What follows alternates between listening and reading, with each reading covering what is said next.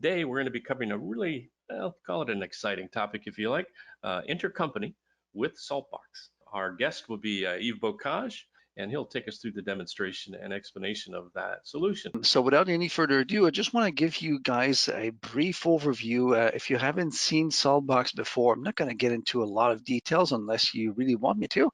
But really what you're looking at here is the dashboard, where this dashboard really illustrates how Saltbox as an integration platform can manage different type of integration and help you manage those integration from one comprehensive dashboard. So you see, this is today's topic. We'll be talking about intercompany today, but you see from my main dashboard, I can also manage not only intercompany, but maybe potentially interfaces to other systems. Like I have Salesforce, ShipStation, Shopify.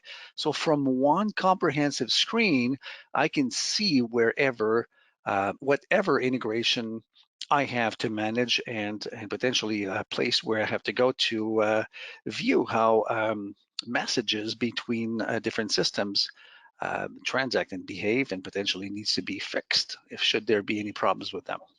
We will focus, like as I mentioned today, on the intercompany, and what you're really looking at here is a list of business transactions that we currently have, and we call them our golden workflows.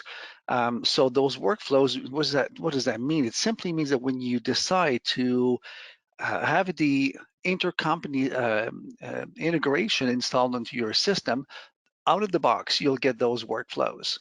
Should you need to add some more workflows, of course, there are the potential for us to help you out with the creation of additional workflows. And if you've got an appetite to learn how to do this, you can actually learn how to create your own workflows yourself, or even, modify the existing one should you need to. As it mentioned in the invitation for this web chat, we are going to be going through data replication to begin with, and some intercompany transactions. And you'll see how it's broken down my list over here. For example, you see item replication, you see business partner replication, chart of account replication, and you've got another one called intercompany data replication. Well, really, it's just for this is just for making it easier for us to execute. This is the workflow we will be focusing on. That's the one that we will invoke in order for data to be replicated among my different companies. So without any further ado, let's go take a look at all this using SAP Business One. I have two databases. One of them is labeled Intercompany Consolidation. I'll call this, for lack of better terms, the master database. And then I have another database, or another schema, if you want to use the HANA terminology, called the Demo One Intercompany Database. That's a subsidiary. What I'll do in this specific demonstration, I'm going to be, and I just made the welcome, or the actual main screen, a bit different, so we can recognize where are we as I'm going to be going through and creating transactions back and forward. So consolidation company, you see how this company purchases, and this is where I'm going to start eventually for the data transactions. I'm going to start from here, and the other company sells. Just for us to be able to differentiate where am I and which database am I. All right, starting from back into the master database. I'm about to go in and create a brand new business partner that I would like to see being pushed over to the other database. So to begin with, just so you believe that this whole thing is not just vaporware, I'm just going to go into the business partner, and I'm going to see, is there a business partner called YB100? I'm going to search for this. And of course, that does not exist at this point. Okay, let's flip to the master database. And let me go into the business partner, and let me go create a brand new business partner called YB100. Whatever the difference, whatever the details, I'm just going to call this Yves new customer. Perfect. Add.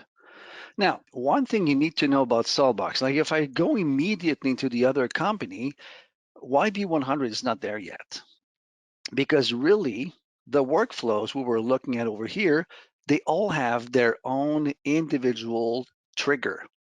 So how often do I want that specific workflow to start running? How often do I want these workflows to start running? So you really have the ability in Saltbox to dictate each and individual workflows what's going to be the frequency at which this should subtly wake up and see if there's anything to be replicated between the different companies. For demo purposes, guys, you need to know that all of those have been set to manual, because when we're performing demos, I like to be able to fire this off on demand, not having to wait for a timer to come in and tell me, okay, you've got to wait 4 minutes, for example.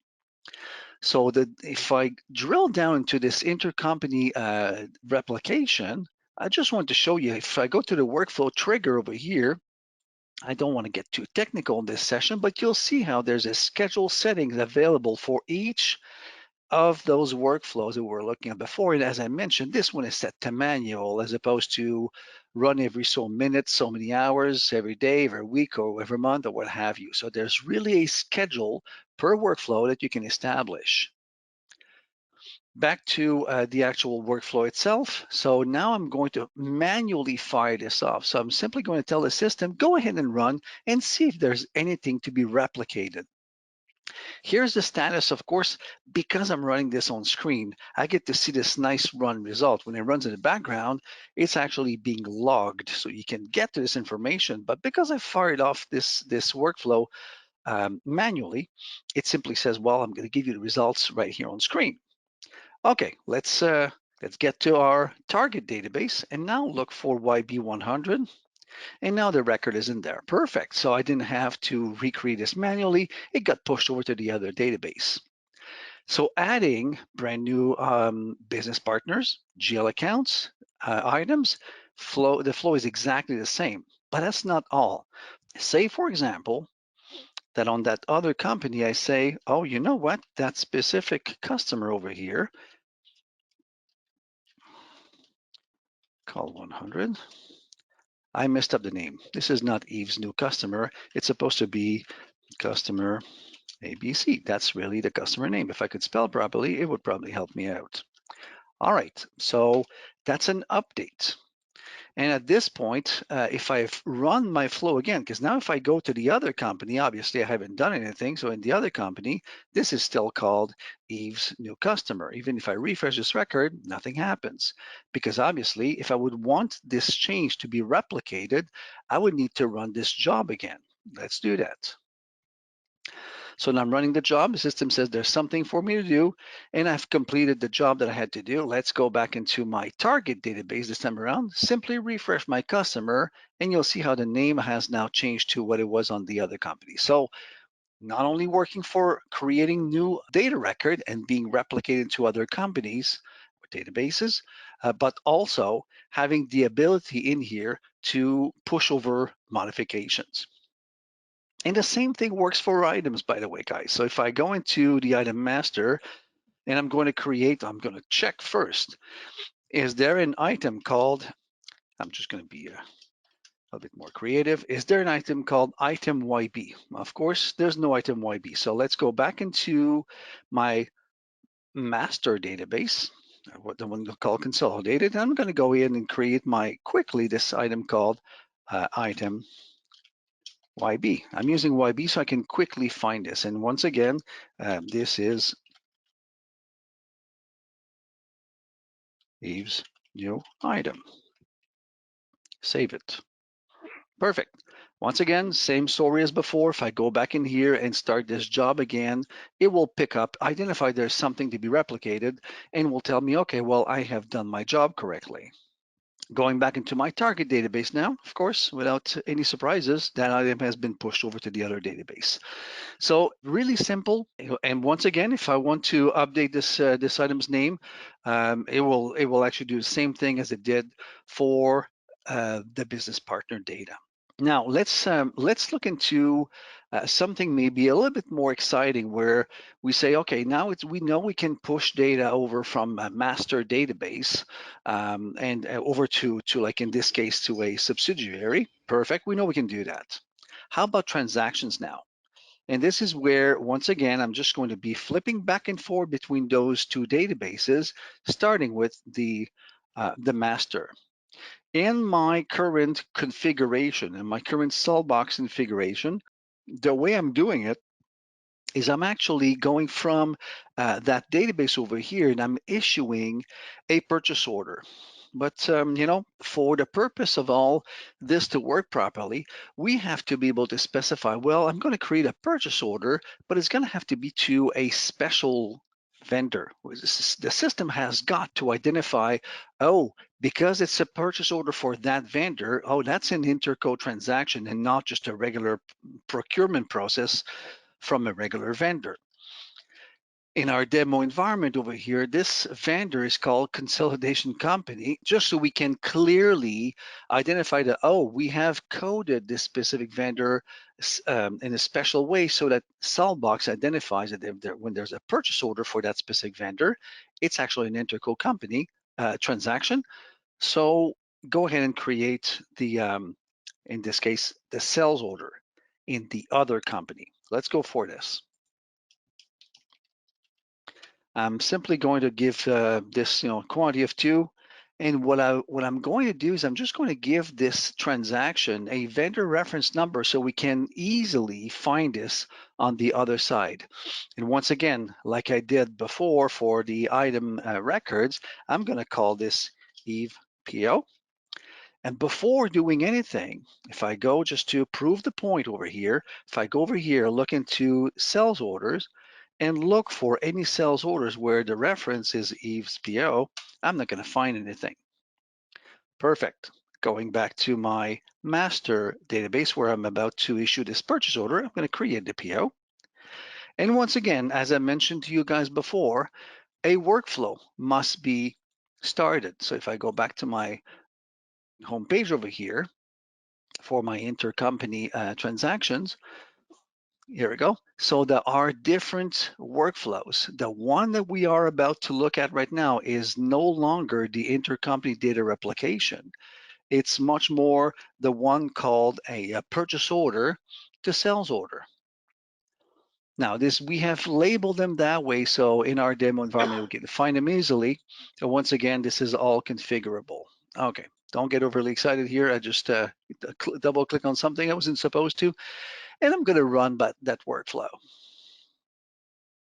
Here we go. Now the system says, oh, I've found something to be done and I have actually succeeded at my job. So of course, things that I haven't shown you before, guys, is the details. If I click on view detail, the system will show me what has it done properly. It has created a transaction. It shows the details of the workflow that creates a transaction. So for the typical users looking at this, sounds pretty complicated maybe, and like I said, I'm not going to get too technical, so I'm not going to get there, but I just wanted to show you guys that the system does give you some results, allows you to perform a lot of debugging if you're creating new workflows, of course. All right, so now that workflow has run, now if I perform a find on that sales order, I'm going to have a transaction created on the other hand, and of course, a reference to it.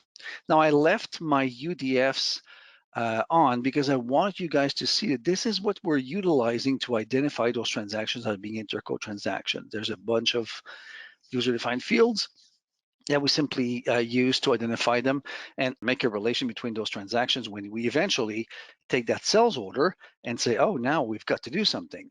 The something could simply be go ahead and pick these products and perform a delivery. Once again, what I'm showing you right now is an example of how these things could work. And you'll see why I'm saying as an example, because right now I'm about to create a delivery. And what I did want to show you is that this delivery that I have just done, if I go back to my famous various workflows that we were looking at before, those right here, coming up in a second. Here we go. Now there's something called create deliveries to goods receipt PO.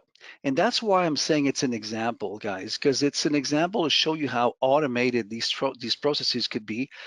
And it's about to create an automatic goods receipt PO in the consolidate or in the master database. And the reason why I'm saying it's an example is that typically when a subsidiary creates a transaction, ships it over to you, before you automatically receive it, you may want to check it out before it makes it into your warehouse. So of course, that's just an example in a demo environment. So once again, going back here, this time around, we have created a delivery in the target database.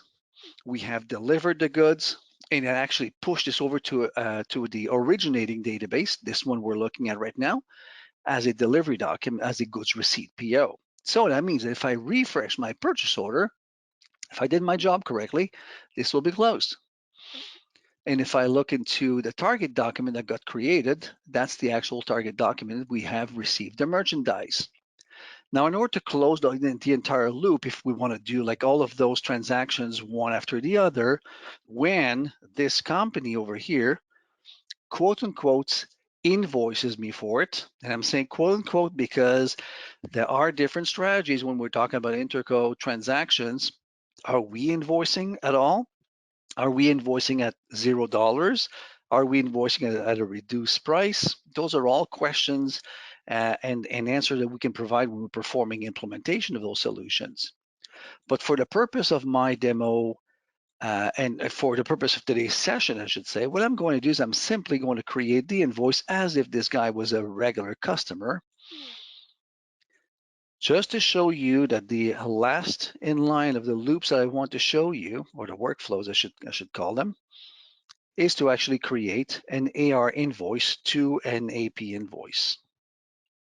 So now the system will say, okay, I found an AR invoice and the subsidiary. I'm going to go ahead and push this and make the equivalent transactions into the originating database. And this goods receipt, if I refresh it, should now be on the status, should not be closed with an AP invoice assigned to it.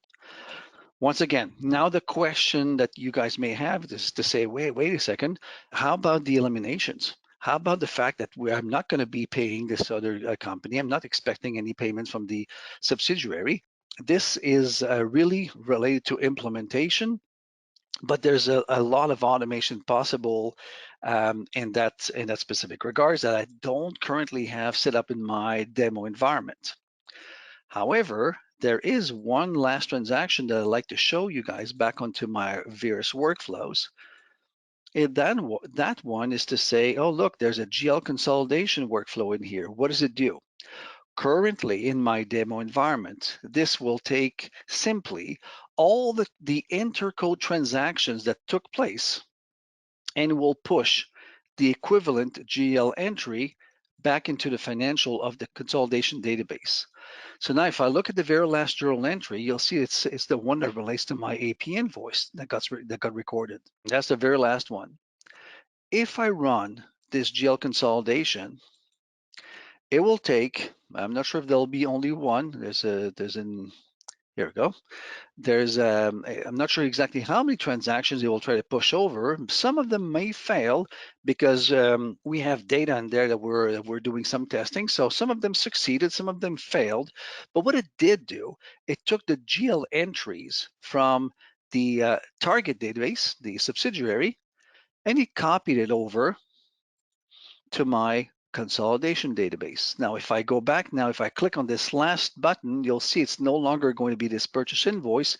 It will be a journal entry. Now, the question you may be asking as well is that, wait a second, how do I ensure that the transaction coming into my consolidation database is really it's isolated from my transactions? Well, this is going to be using something you are familiar with. It's simply the ability to use what we refer to as the segments, possibly. I'm not saying you've got to implement segments in order to use InterCompany, but this is definitely a strategy we could use. So if one of those segments represents a subsidiary, when the transactions are being copied over to the consolidation database, we simply post it to the proper segment. This way you can run financial statements consolidated and or pinpoint or be specific on the subsidiary you like to perform the financial statements on. That's basically the workflows that I want you guys to see at this point. Yeah, that's great, Eve, and that's exactly what I was hoping we would get to see today is just a variety of the different workflows. I think the exciting thing, and the questions that I've been asked in the past are like, well, what if I have 16? We have one customer that's got 16 databases, and they want to make sure that all the items exist in all the databases, and they're doing that today with Saltbox, right? Where they can just replicate, update information, and it moves behind the scenes very naturally to all 16 of those company databases that they run those companies independently. So some really exciting things that people are doing, with Saltbox as well.